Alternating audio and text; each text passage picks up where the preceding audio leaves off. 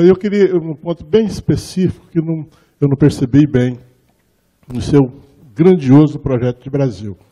É a questão do tamanho, o tamanho e o papel do Estado, que é uma contradição, inclusive, é um dos motivos da guerra ideológica no Brasil, é a questão de que a elite ela exige um Estado mínimo.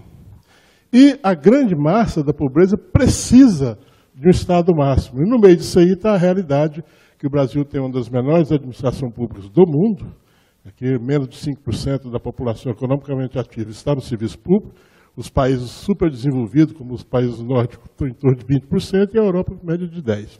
Nós somos menores que Chile e Uruguai, por exemplo.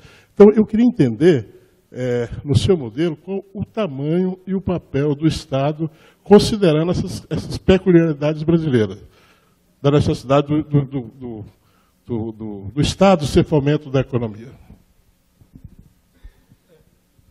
Preconceito nunca ajudou ninguém a olhar para o problema de forma inteligente. Porque preconceito significa que você estabelece o conceito antes de examinar a realidade. Então, tudo isso que se fala sobre esse assunto no Brasil nada mais é do que baboseira, né? Porque o que nós precisamos definir com clareza é o Estado necessário. Então, repare bem, eu já tive esse debate com muitos liberais por aí afora, e é chocante, chega a ser patético, como não tem lógica. Por quê? Porque você tem padrões, você tem estándares. Então, vamos lá. A Organização Mundial de Saúde estabelece quantos leitos por habitante deve haver para idealizar a atenção, e ela rebate esses dados com o per capita. Ela não faz o seguinte, ela não faz aplicar um conceito nórdico, norueguês, à realidade do Brasil, não.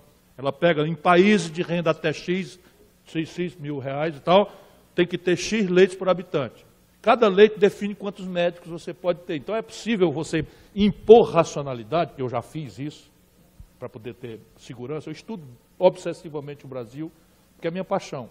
O amor da minha vida é o Brasil, para sempre. E aí, me emocionei agora. Eu estou ficando, inclusive, velho. Só um minutinho.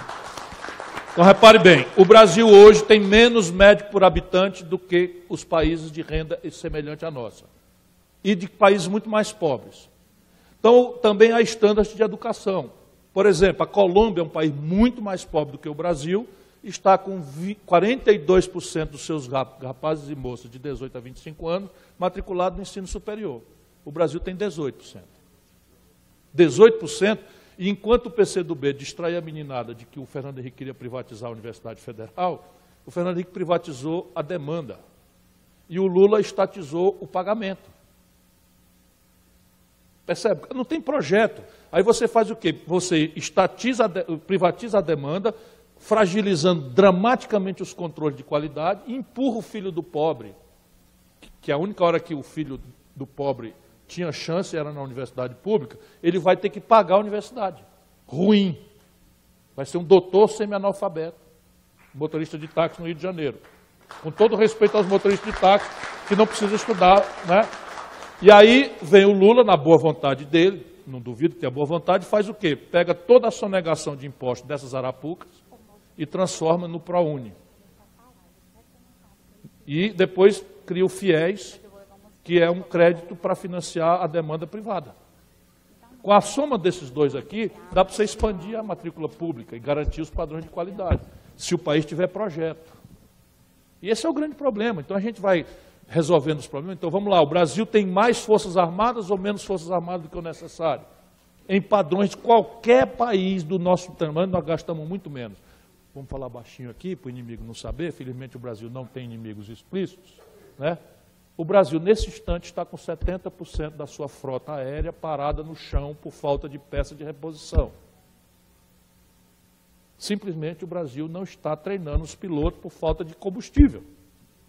A vigilância das fronteiras brasileiras pelo Exército, a Força Terrestre, está comprometida em 44% neste momento em que eu lhe falo. E vai piorar, por falta de rancho para a meninada, para os nossos soldados. Então, não tem Estado, sabe onde é que tem Estado máximo no Brasil? Por isso que eu tenho vontade de dizer assim, eu sou advogado do Estado mínimo. Vamos pegar aqui o Estado, o orçamento é que define. Então, pegar aqui, onde tiver a maior despesa é onde nós vamos cortar mais. Aí pula, pô! 48,2% do orçamento, juro para banco. Isto é que está estatizado excessivamente. Vai caçar marido, percebe? Tem que trazer a taxa de juros para uma rentabilidade abaixo da rentabilidade média dos negócios, administrar as consequências disso derivadas, que nesse momento são nenhuma, porque o juro internacional é negativo e os indicadores brasileiros estão deflacionando. Então você podia trazer a taxa de juros para 2%, 3% reais, 2%, 3% reais, ainda seria consistentemente uma das maiores do mundo, mas você começaria a obrigar os bancos a procurar se associar de novo ao investimento produtivo, que hoje não fazem, não estão renovando um papagaio em São Paulo. Simplesmente não renovam um papagaio em São Paulo, e a gente, de novo, fala da Selic, é para enganar a população. Hoje o Banco Central está fazendo clandestinamente um negócio que eles chamam de operação compromissada. Por quê? Uma operação compromissada. A Selic, que é o piso da taxa de juros, está caindo e vai ter que cair mais, já devia ter caído muito mais, e isso é título público. O Tesouro Nacional é o titular do débito. Eles estão lançando títulos do Banco Central a 24% ao mês, ao ano, 24% ao mês, ao ano, porque isso aqui só vai prestar conta quando a União for pagar o Banco Central, que é daqui a 1 ano, ou 2 ou 3, portanto não tem transparência nenhuma. Ladroagem, o nome disso, ladroagem de alto coturno. E aí por que os bancos não estão nem aí para renovar, para pagar de ninguém? Por causa disso. De onde é que vem o lucro? 100% do lucro vem do Tesouro Nacional. Agora eles estão produzindo uma crise bancária. Porque o egoísmo é tão grande, a goela é tão grande, que isso aqui é tudo nominal. Se a dívida brasileira for como está indo, para perto de 100% do PIB, ela vai começar a ter risco de micar. Simplesmente.